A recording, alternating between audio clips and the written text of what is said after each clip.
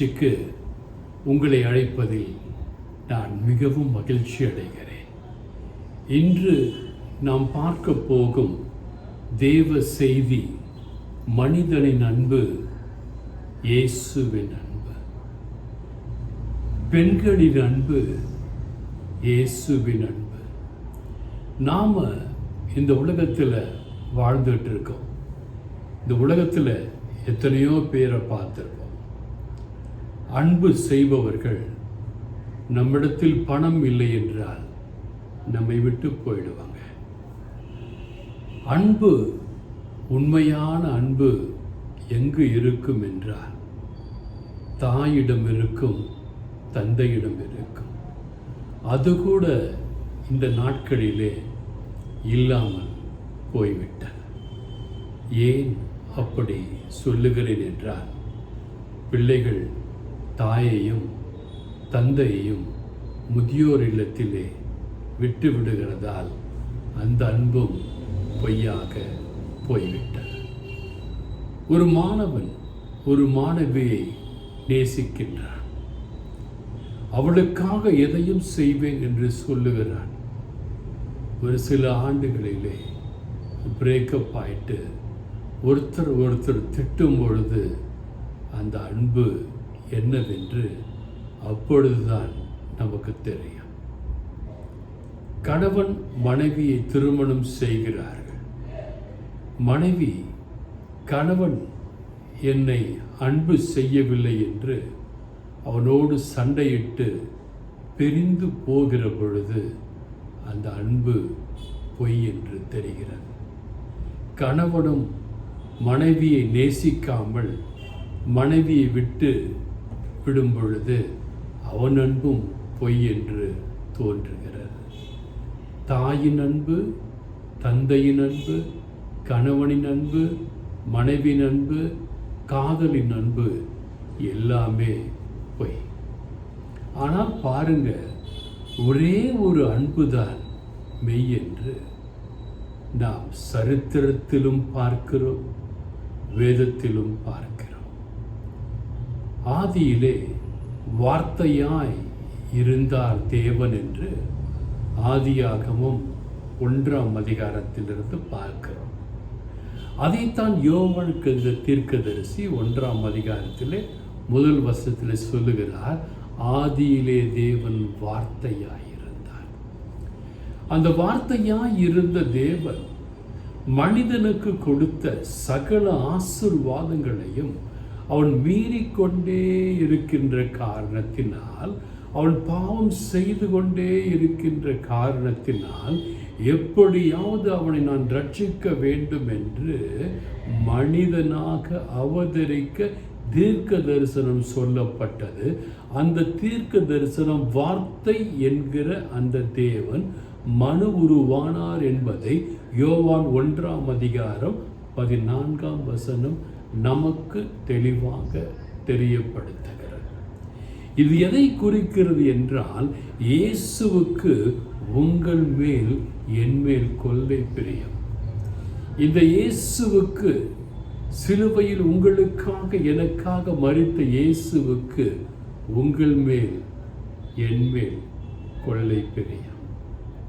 அந்த இயேசு பாடுபடும் பொழுது எப்படி இருந்தது அவருடைய அழகிய திருவுடல் என்று பார்ப்போமே. ஆனால் மிகவும் கடினமாயிருந்தது.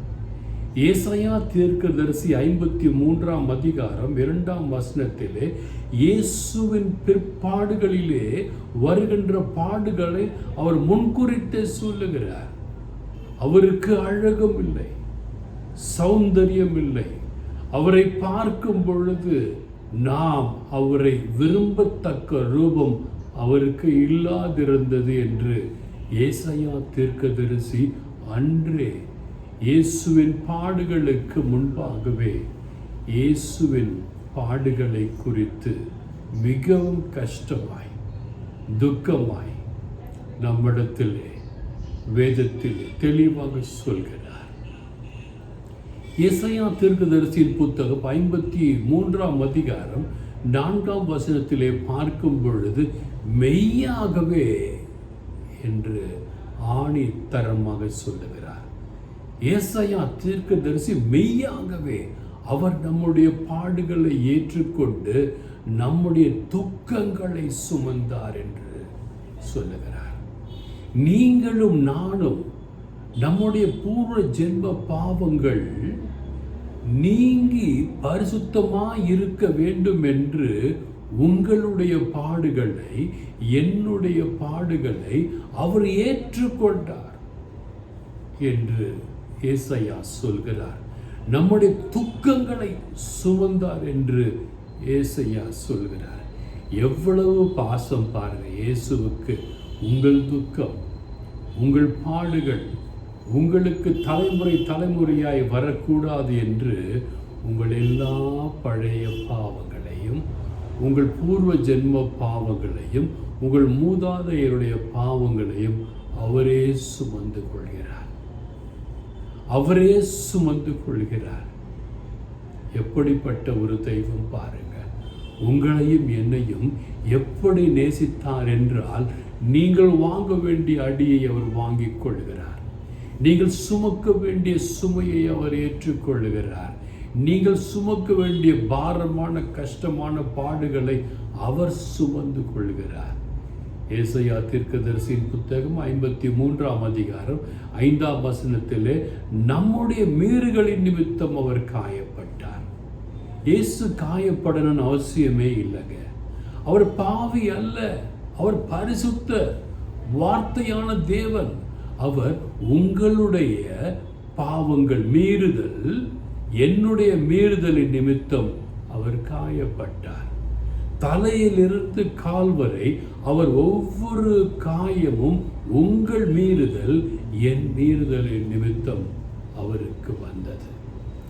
நம்முடைய அக்கிரங்களின் நிமித்தம் அவர் நொறுக்கப்பட்டார். ஒவ்வொரு கசையடியின் தேவன் மேல் விழும்பொழுது உங்களுடைய அக்கிரமும் என்னுடைய அக்கிரமும் அவரை அடித்து நொறுக்கியது. இது என்றாவது நீங்கள் தியானித்து பார்த்து இருக்கிறீர்களா? என் பாவம் இயேசுவை அடித்து நொறுக்குகிறதே, இனியும் நான் பாவம் செய்ய வேண்டுமா என்று யோசித்து பார்த்தீர்களா? இல்லை அல்லவா? என்று யோசித்து பாருங்களே.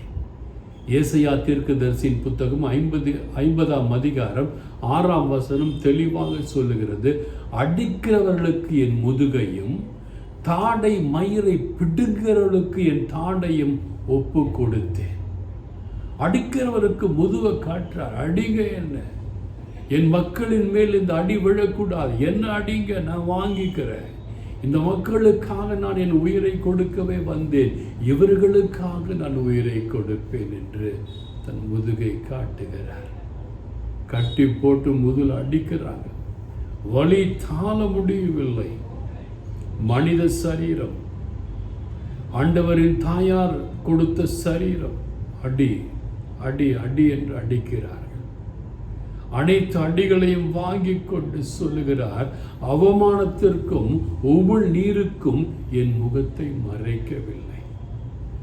சிலர் பார்த்தீங்கன்னா தப்பு பண்ணும்போது அவமானத்தில் முகத்தை மறைச்சிப்பாங்க. ஆனால் இயேசு மறைக்கலைங்க.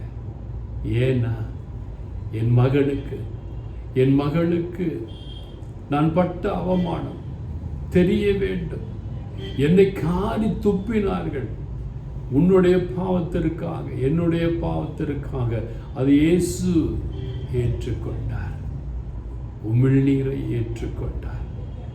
நீங்களும் நானும் கூட பாவம் செய்யும் பொழுது இயேசு என்றளவும் கூட அடிக்கப்படுகிறார். இதயத்திலே நொறுக்கப்படுகிறார். இதயத்திலே அப்போஸ்தலர் நடவடிக்கை 9:4 சவுலே சவுலே நீ என்னை ஏன் துன்புறுத்துகிறாய்? நீ துன்புறுத்துகிற இயேசு நான் தான் என்று சொல்லுகிறார்.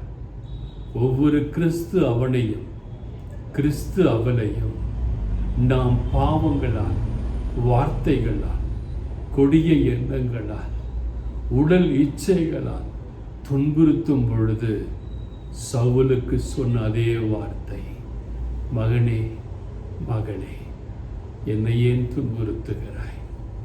இனி நாம் ஆண்டவரை துன்புறுத்த வேண்டுமா? நமக்காய் அன்பு செய்த ஆண்டவர், சௌந்தரியமாய் இருந்த ஆண்டவர், அழகாய் இருந்த ஆண்டவரின் தாடி பீக்கப்பட்டது உங்களுக்காக, எனக்காக. இனியும் பீக்கப்பட வேண்டுமா என்று நினைத்து பாருங்களேன். அவர் தலையிலே முள்கிடம் வைத்து அழுத்தினார்கள். மத்தேயு 27:29 சொல்கிறது, தலையில் முள்கிடம் வைத்து அமுக்கியது சாபத்தின் அடையாளம்.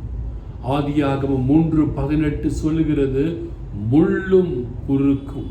எபிரேயர் 6:8 சொல்லுகிறது, முள் சபிக்கப்பட்டது. ஆண்டவர் கூட இருந்த 2 கல்லர்கள் இருந்தாங்க இல்லையா, அவங்களுடைய படத்தை பாருங்களேன்.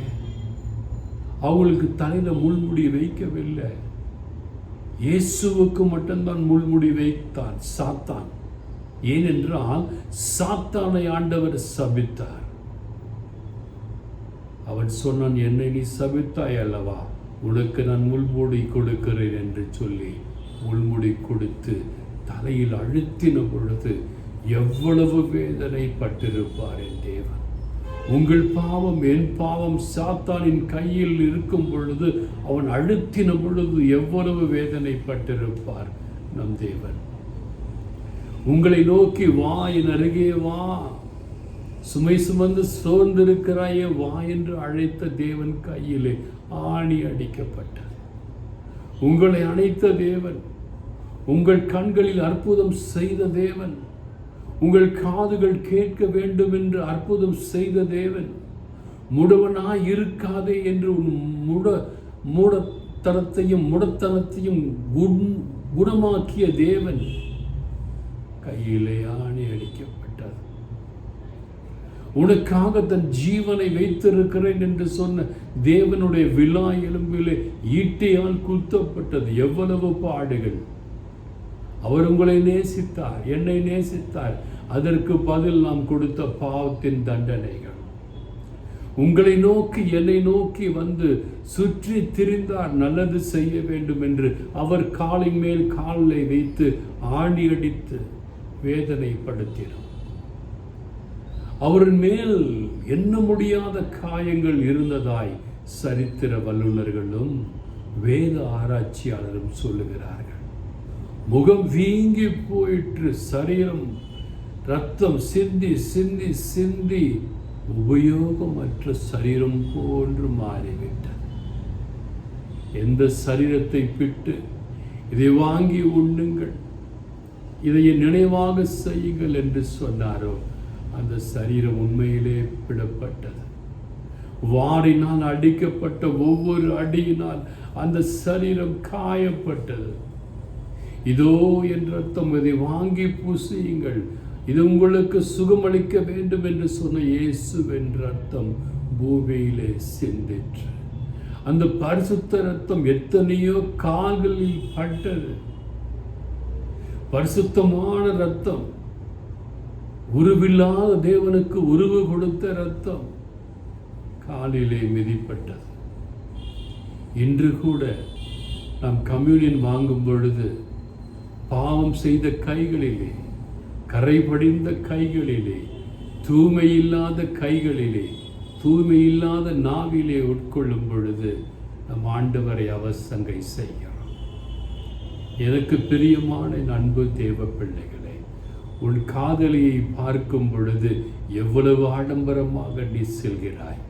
குளித்து ஷேவ் பண்ணிட்டு சென்ட் போட்டுட்டு பவுடர் போட்டுட்டு எவ்வளவு சுத்தமாக போகிற. நீயே ஆண்டவரை பார்க்கும்போது சுத்தமாக போகிறதில்லை.